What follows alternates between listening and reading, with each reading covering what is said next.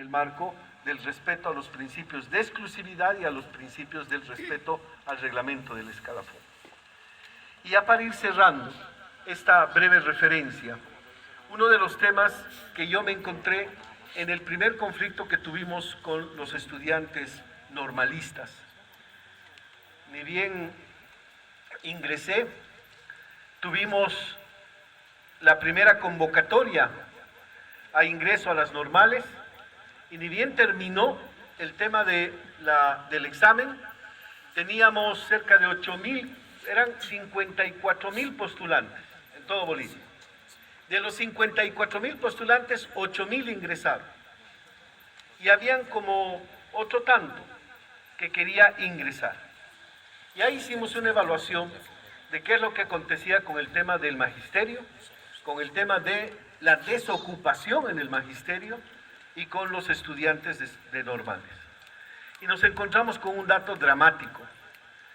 En el caso de los maestros y maestras que habían concluido sus estudios en normales, eran cerca de 19.000 maestros que no tenían opción de entrar al sistema educativo. Desocupación del magisterio. ¿Por qué? Primero, porque no se planificó en los años anteriores el tema de las especialidades, no se planificó el tema de los ingresos y simplemente era postularse, ingresar, movilizarse, presionar, ingresar al sistema. Y se aumentaba el número de alumnos. La Simón Bolívar en La Paz tenía en su momento creo que 11.000 o 12.000 alumnos, si no me equivoco. Era una cantidad impresionante. ¿Dónde estaba la mayoría? Primaria. En este momento tenemos cerca de 9.000 maestros de primaria que no tienen posibilidades de ingresar al sistema educativo. Entonces van a quedar sin trabajo. Porque venía este problema de no haber planificado los ingresos. Por eso es que cuando transformamos las normales a escuelas superiores, también se hizo, en un consenso, nos reunimos con todos los directores generales de entonces, con los dirigentes de las federaciones, y se estableció, de manera muy difícil, pero un acuerdo de distribución territorial y regional de las especialidades, para que se pueda abrir, y ahí es donde se consolidó Lorenza Congo, se han consolidado las unidades académicas, para poder abrir, además de la que está en capital de departamento, que es la escuela superior, las unidades académicas que se requieran. Y obviamente este fue un proceso complejo. Desde ese momento se hizo un cierre y un corte a todas las posibilidades de apertura de nuevas escuelas superiores o unidades académicas. ¿Por qué? Porque si seguíamos abriendo escuelas superiores, yo les digo en La Paz o en Cochabamba o aquí mismo, nos piden en cada región, en cada lugar, que abramos una unidad académica o una escuela superior. Es una aspiración y una demanda de la región. Es un deseo, es un sueño de ver una escuela superior en una población, en una región, que es importante. En La Paz, ustedes, los que vienen de La Paz, conocen el debate que hay entre Omasuyos y Aroma, con el tema de las dos normales. Han llegado a tal punto los hermanos de las regiones, que cuando están haciendo la fila para ingresar, van los de Omasuyos y les piden carnet de identidad a los postulantes. Y les dicen, tú eres de Aroma, te vas a Aroma. Tú eres de Pacajes, te vas a Aroma. Y así los seleccionan. Los de Aroma hacen lo mismo con los de Omasuyos. Van a la junta comunitaria, los malcos de la región, y les piden el carnet. ¿Por qué? Bueno, en realidad, a raíz de eso, es que han comenzado los de Pacajes a demandar que se abran nuevas normales, unidades académicas en cada provincia. Nosotros hemos tenido reuniones de más de 36 horas, sentados con los malcos de la región de Pacajes, que nos decían, nuestro derecho es tener una normal. Nuestros hijos tienen derecho a estudiar igual que lo hace Omasuyos o igual que hace Aroma. Y nosotros les mostrábamos, el derecho de sus hijos es a estudiar. Y nosotros, como Estado, tenemos la obligación de darles el espacio para estudiar. Pero tenemos una primera obligación con nuestros estudiantes. Además del derecho a estudiar, a educarse, es el derecho a trabajar. Y ahí es donde venía el problema. Si ustedes abrimos una normal y ustedes nos exigen y hacemos que se aperturen más unidades académicas, más escuelas superiores, vamos a tener más desocupados. Y vamos a seguir abriendo y abriendo. Se va a dar el derecho a la educación, pero ¿dónde van a ir a trabajar? Por ello es que uno de los aspectos que hemos planteado como parte de la reforma estructural ha sido el tema de comenzar a reducir el nivel de ingresos. Por eso es que hasta ahora se siguen manteniendo muy bajos, un solo paralelo por especialidad en el contexto de la escuela, de la unidad académica. ¿Por qué? Porque estamos planificando el proceso de que cuando concluyan sean cada vez menos años los que tengan que esperar. Los de primaria, hasta donde hemos calculado, los próximos 8 años o 10 años no van a tener espacio. Los de especialidades sí están comenzando a tener mucho más espacio y ahora sí estamos distribuyendo y obviamente ahora sí se están incorporando de una manera mucho más rápida. Y ese es nuestro objetivo, el de hacer que los estudiantes cuando terminen tengan el derecho de ingresar automáticamente al trabajo. Todavía está lento el proceso, pero estamos reduciendo poco a poco ese problema de la desocupación en el ámbito del magisterio.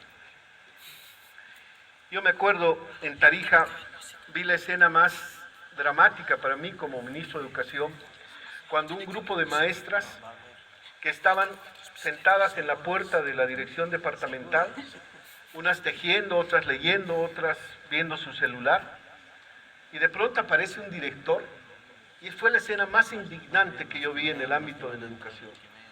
Un director que viene y dice, primaria, quinto, sexto, en Borosú, y las profesoras saltaban y le decían yo, e incluso ofertaban su trabajo con menos horas, con 64 me voy. Yo dije, eso no puede ser, eso es indignante, eso es absolutamente una falta de respeto en el contexto de lo que es la dignidad del maestro formado y titulado. Y esto es obviamente producto de que antes no se planificó. Y de ahí es donde viene una primera respuesta a nuestra querida y estimada directora general.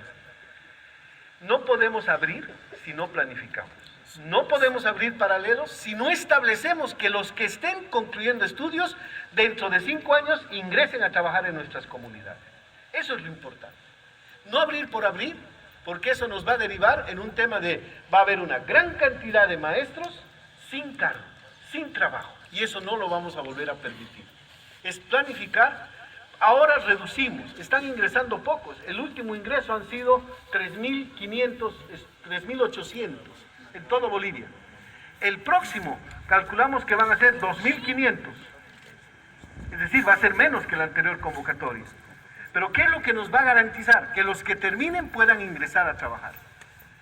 Y en las especialidades, el tema de música y el tema de ciencias naturales con biología y geografía, como especialidad relativamente nueva, obviamente se abre con mejor perspectiva laboral que otras especialidades. En otras estamos saturados, en otras nos falta todavía maestros. Y de aquí estoy seguro, muchos van a ir no solamente a las comunidades, sino van a ir a otros departamentos, porque obviamente requerimos de esas especialidades en otras regiones. Eso es lo que estamos trabajando y así duro, porque obviamente encontrarse todos los días con un maestro que diga, ministro, estoy esperando 8 años, estoy esperando 5 años, estoy esperando 3 años para ingresar a trabajar, es obviamente un drama, porque obviamente estudiar para no trabajar es algo que no puede ser. Esto también está ligado a un tema que se ha establecido a través de las direcciones departamentales en la Compulsa, estableciendo que todavía es ingreso por antigüedad. Es decir, los titulados más antiguos tienen mayor preferencia en el contexto de su ingreso a las escuelas, al sistema educativo en las compulsas. Esto para ser justos en el contexto general. Y el que ha esperado 10 años, que tenga derecho a ingresar lo más rápido posible. Pero también hemos incorporado un tema, que es el tema de los estudiantes de excelencia. Y ustedes lo deben conocer. Aquellos que sean estudiantes de excelencia y saquen los mayores puntajes y se titulen por excelencia, tienen cargo automático. Esto para promover el esfuerzo de cada uno de los estudiantes y las estudiantes para obtener obviamente mejores rendimientos. Este año ya me molesté con algunos directores departamentales, no el del Beni, especialmente en Tarija, porque cuando yo hago la consulta y digo, ¿dónde están trabajando los estudiantes de excelencia? No había uno solo que había ingresado. Y obviamente nosotros les damos al estudiante de excelencia o a la estudiante, le damos ítem. O sea, no va a la departamental a pedir ítem, va con ítem. Y ese es un adicional que le damos al departamento, pero no los habían ubicado. Y hay temas bien complejos. En unidades educativas de Tarija, directores de la unidad no querían a maestros de excelencia. No los querían. Incluso los aceptaban con la condición que trabajen en otra especialidad, no en la suya. Y esto es obviamente un tremendo error, eso lo hemos ido corrigiendo y lo vamos a seguir corrigiendo, porque si alguien ha sido el mejor alumno de especialidad de educación musical, pues es un orgullo tenerlo en la unidad académica porque va a ser un excelente maestro, porque tiene obviamente mayor puntaje, ha generado un mayor esfuerzo, etc. Pero son temas que hemos tenido que ir trabajando poco a poco. El otro tema que hemos ido planteando como esfuerzo ha sido el tema de la currícula, que ustedes ya han visto el último retazo de las correcciones. Todavía va a haber algunas, estamos adecuando, de acuerdo a lo que se hace en educación regular o alternativa, estamos adecuando las currículas. El último tránsito que estamos haciendo en el tema curricular es el de formación técnica, que estamos haciendo una adecuación para poder generar una respuesta coincidente con lo que se está haciendo en secundaria, formación técnica, fundamentalmente el bachillerato técnico. En el caso de las otras especialidades, como les decía, ya se ha ido consolidando. Y con esto ya, mil disculpas, está haciendo cada vez más frío. Y agradecerles mucho por brindarme su tiempo y espacio. Y como le decía a la directora, hemos venido a trabajar, así que más bien ustedes son los que, con el sacrificio de estar aquí junto a nosotros, esperarnos, nos han generado realmente un compromiso de poder ver sus problemas. Pero les cuento, estudiantes y a las estudiantes. Les decía, la primera vez que vinieron en conflicto los estudiantes normalistas, una movilización, concentraron a muchos estudiantes, marcha al frente de la universidad, eran como 4.000 estudiantes. Hubo un movimiento muy fuerte. Y estuvimos algo así como cerca de 26, 27 horas en negociación. Pliego de peticiones de la CFUNB, punto por punto lo fuimos resolviendo, discutimos. Después de que dijeron ministro inútil, ministro incapaz, allá afuera me gritaban de todo, ¿o no? Y las compañeras escuchaban y decían, ¿cómo les vamos a permitir que te digan eso? Pero así nomás es, pues, la euforia de afuera. Cuando hemos terminado, ministro, una fotito del grupo, ya. Así que todo lo de ministro incapaz y lo demás pasó al olvido y terminamos en una muy buena relación que ha durado hasta ahora con casi todos los dirigentes y que estuvo caracterizada por un tema, y eso es lo que quiero que ustedes conozcan. Cuando terminamos de la negociación, ya nos hicimos amigos con los dirigentes, ya habíamos planteado las alternativas de solución a muchos de los problemas, nos encontramos con un tema que me dejó realmente sorprendido. El dirigente de la Clara Parada de Pinto, el compañero, un dirigente del Beni, sale y me dice, ministro, le quiero pedir un favor. Sí, dígame. Le digo, ¿cuál es? Le cuento que en mi escuela no tenemos aprobadas las currículas y por eso no nos podemos titular. Le digo, ¿pero cómo? ¿Cómo que no tienen aprobadas las currículas? Sí, me dice, hay un serio problema, porque había un problema. Producto de lo que fue el tránsito de las normales a las universidades en la década del 90, el 2000, cada escuela superior, cada normal tenía una currícula propia. La Simón Bolívar, primaria, su propia currícula. La Clara Parada de Pinto, primaria, su propia currícula. La Enrique Finot, su propia currícula. Cada uno tenía una currícula diferente. Cuando vuelven de las universidades al Ministerio de Educación, es cuando el ministerio les dice, no les vamos a aprobar currículas diferentes, con cargas horarias diferentes, y obviamente con estructuras diferentes. Pero el ministerio cometió un gravísimo error. Fueron más de un año o año y medio, casi 2 años, que en algunos casos no aprobó las mallas curriculares porque no estaban coincidentes de manera general. Y ahí es donde me pareció dramático que los estudiantes no podían titularse porque no habían currículas y mallas curriculares aprobadas. Por ello es que lo primero que se hizo fue trabajar una estructura homogénea que permite establecer lo que es ahora la formación del maestro único. Aquí hay un aspecto que es bien importante. Desde el punto de vista sindical y desde el punto de vista de las unidades educativas, hay unidades educativas rurales y unidades educativas urbanas.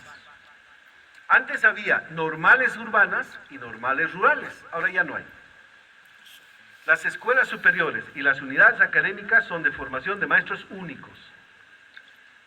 Lo único que va a suceder es que ustedes, cuando se postulen, tienen que hacer su año de provincia, se puedan postular o a rural o a urbano sin ninguna restricción. Los sindicatos todavía están queriendo hacer restricción, pero lo real es que el maestro ahora se forma de manera única.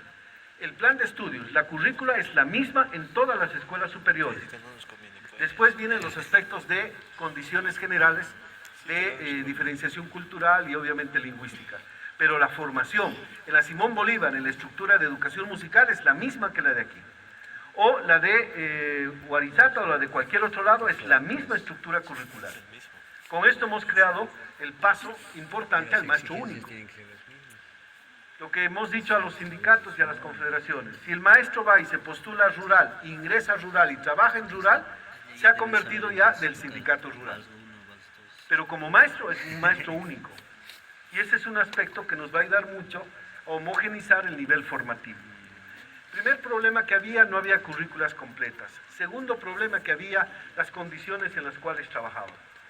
Ustedes tienen todo el derecho, y esa es parte de nuestra obligación, de formarse y educarse en el contexto de